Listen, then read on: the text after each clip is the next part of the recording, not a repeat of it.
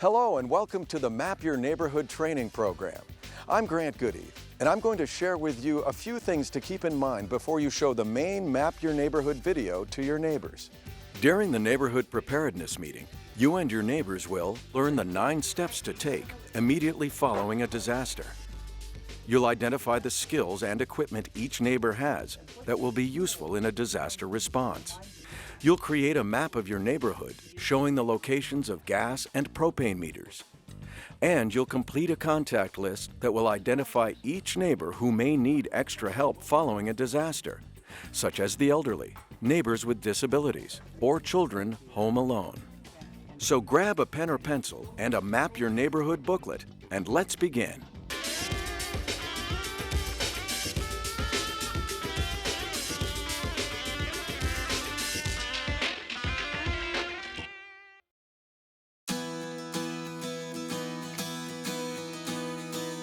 Before you hold your neighborhood meeting, there are 4 things we have found that will help you have a successful meeting.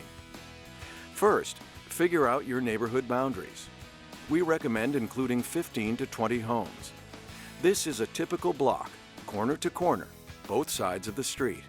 For apartment or condominium complexes larger than 25 homes, consider dividing it into smaller groups. The number of houses matters because the most effective response occurs in the first hour following disasters. It's called the golden hour because of its value in saving lives, reducing the severity of injury, property, and environmental damage.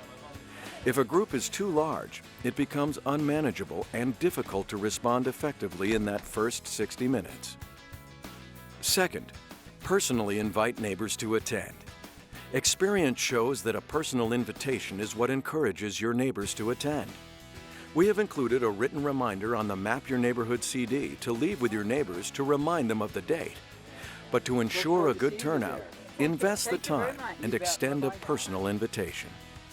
Make sure you hold the meeting in either your home or a neighbor's home and not at a school or community building. Experience shows that more people will come to a home rather than to another building. A full house generates lots of enthusiasm and energy. Even if people have to sit on the floor, that's okay. The meeting is dynamic enough that most people won't mind. If you're concerned about not having enough chairs, ask people to bring a chair or a pillow to sit on. Third, review the Map Your Neighborhood meeting video included on this DVD so you are familiar with its contents. Fourth, prepare for the meeting by creating a master neighborhood map.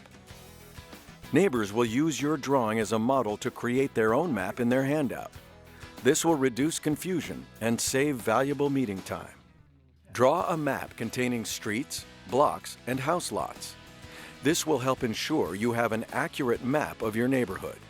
Include all house numbers and the names of your neighbors if you know them. For the meeting, have on hand pencils and erasers. Be ready to show the shoes you keep under your bed. If possible, also have on hand your fire extinguisher, hard hat, and leather gloves. After the meeting, it is highly recommended that you walk the neighborhood with everyone.